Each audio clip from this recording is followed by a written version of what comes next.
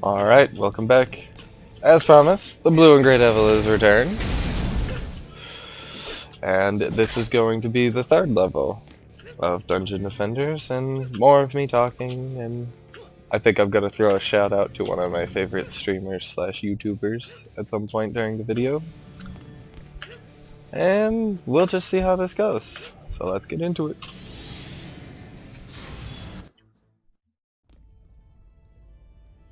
Magus Quarters. As always, my free box of mana. Alrighty then.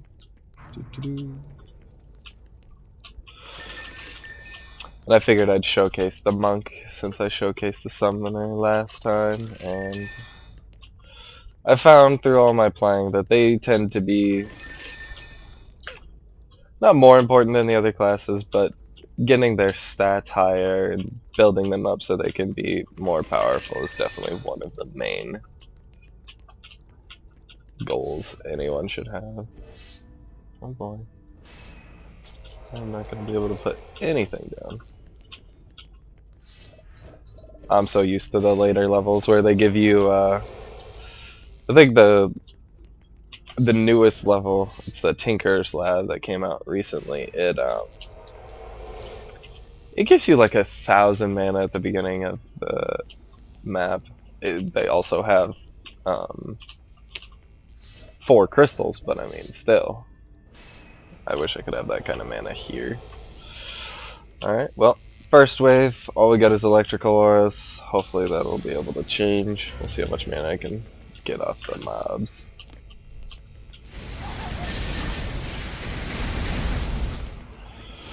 Throwing out fireballs with this clava. I'll have to show you guys where I got all of my weapons and pets and stuff at some point. I showcased the armor, but I haven't showcased like all the useful stuff. Oh boy. Oh. Of course. A little electrical resistant guy got through there. Oh boy.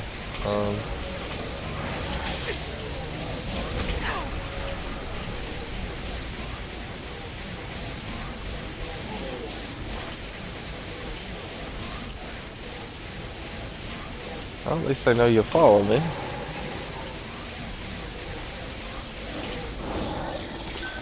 Oh god. No, no, no, no, no, no, no, no, no, no. Be angry at me, be angry at me. Oh dear. Well, this is definitely going to be one of the more entertaining videos I've made.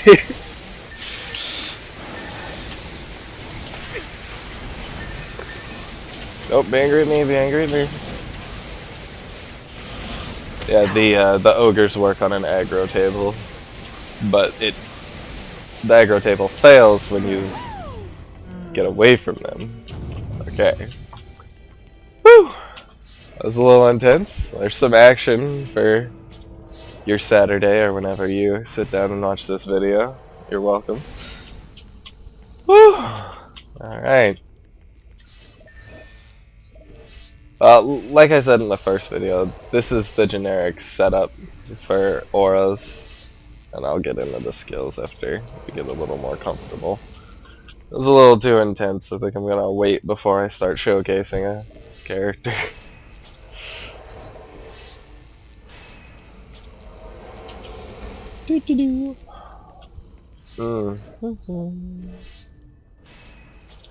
And normally I wouldn't put auras this close to the crystal unless it was like the only way, but there are flyers on this map. It's the first wave where you see them.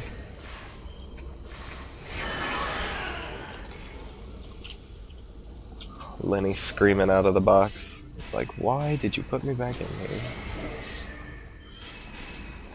You know what, Lenny? Everybody else needed to see some of the other classes. You're fantastic, but I can't only show you off.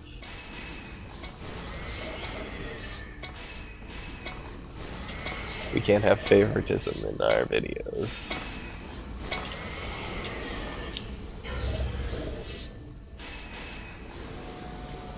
Oh boy, long summons. But I will explain why I had to spend the first bit of mana on this, because if you guys had noticed, a couple mobs got through to the crystal.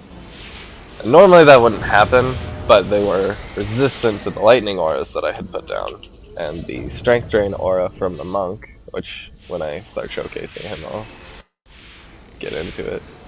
Oh boy. See, now the lag is happening again, and I thought I had decided on a solution, but the world is trying to prove me wrong. Oh, no, it subsided. Okay, I think we're good. And I will continue to use my notion of what was wrong, because when I went to edit the last video that I put up, the first file, which was at the very end, you'd start to see the lag. It was 30 gigs large, which for one file and then adding to it is quite big. So I'm gonna apologize if I have to cut at a bad time, but I'm gonna try and keep the action in my videos and cut them every 10 minutes. Seems like the best idea, and it should keep everything running smoothly. But you'll miss a couple seconds here and there when I'm switching.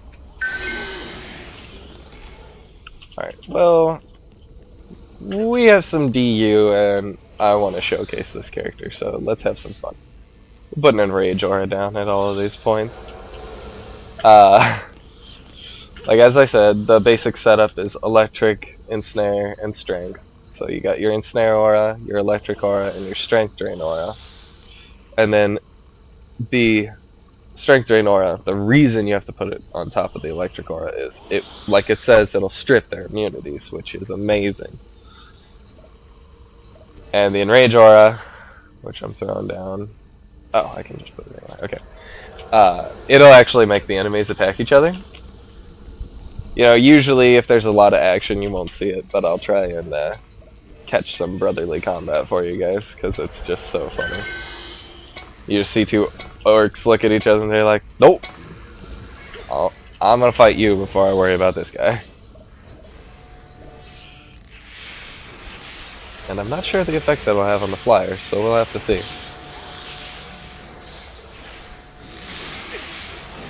We're experiencing... it's also some spawn lag.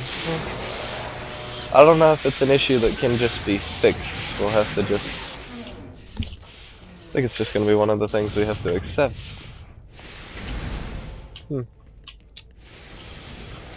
we got 2 waves left, and everything is... There's spots of lag, but it's going much better than last time.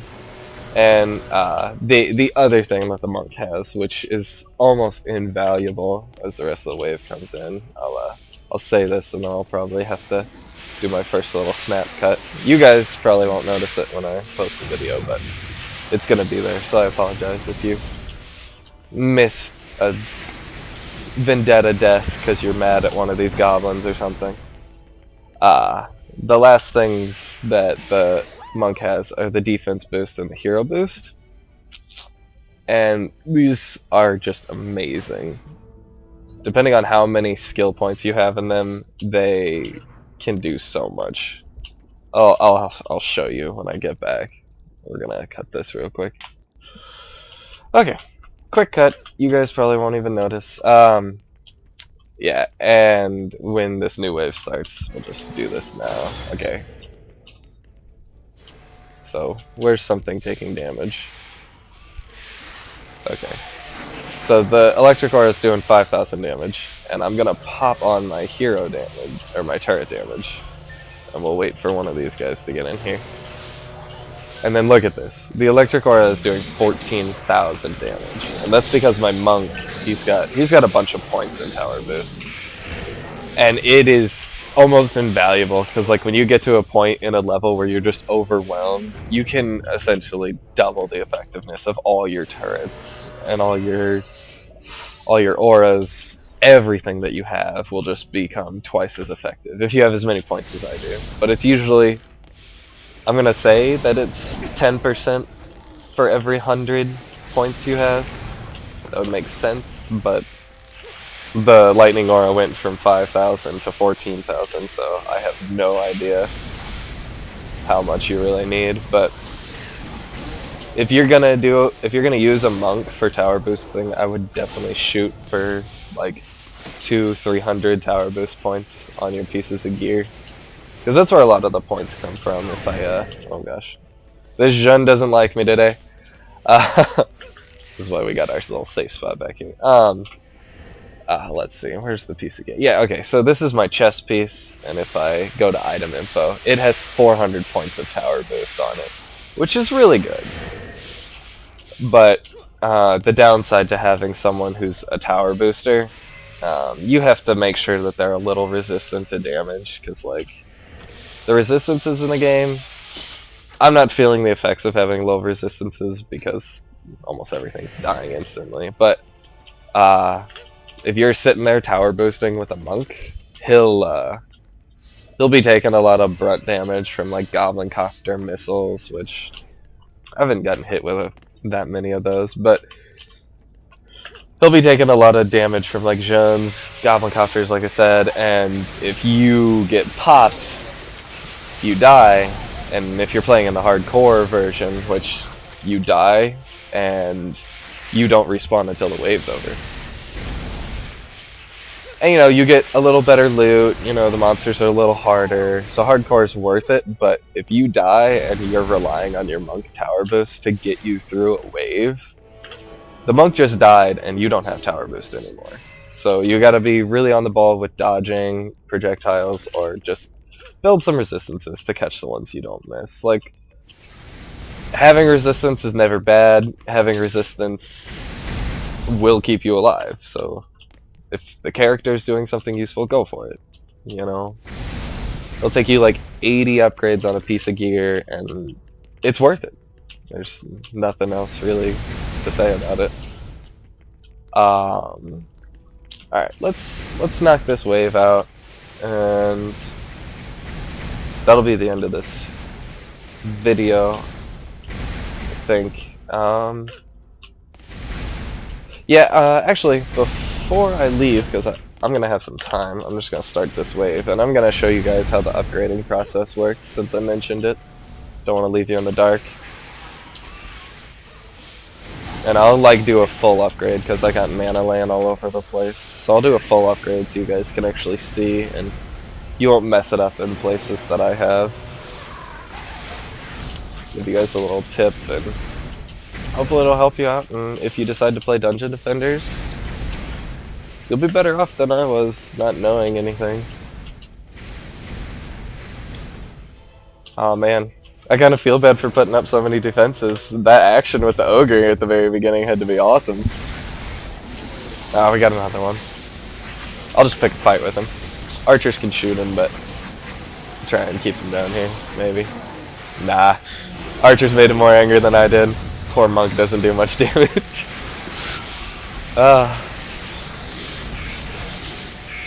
Oh, we got plenty of time. Yeah, and the other bad thing about like levels like this, that lava, if you fall in there and you're playing hardcore mode, your mistake just killed your character for that wave. Because you respawn when the wave ends, but there have been times that I've died and it has been the reason I lost, because I wasn't there to aid the defenses, or, you know, there was a creature that snuck through, like a spider or a dark elf warrior, which I haven't seen any, really. If there have been any, they haven't shown up, but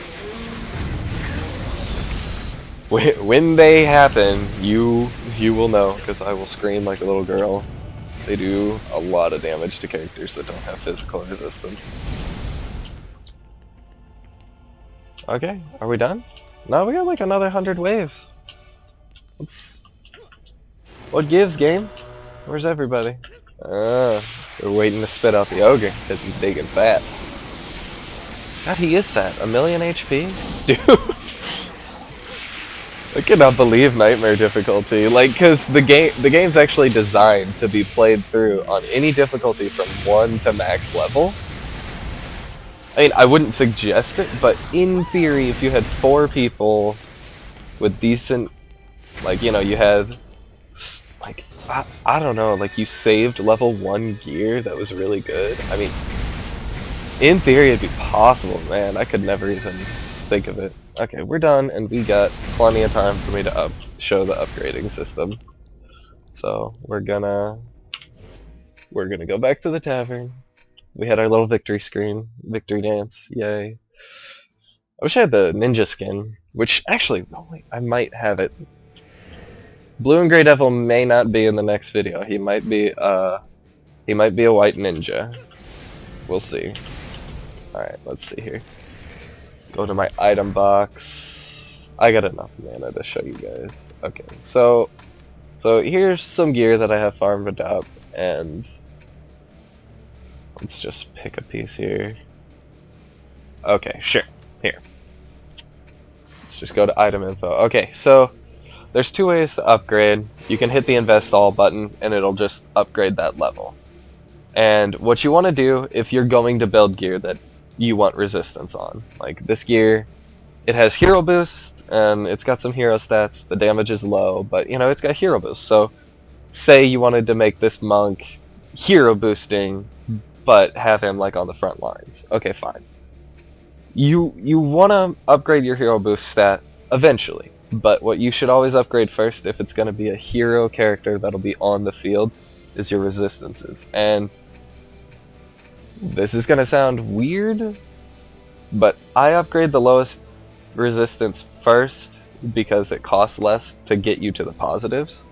But a lot of people I've seen have shown upgrading the highest stat first because, I'm going to show you this real quick. We'll go to Pro Mode, which Pro Mode, be careful with it if you don't have a lot of mana, because what it does is you can just spam.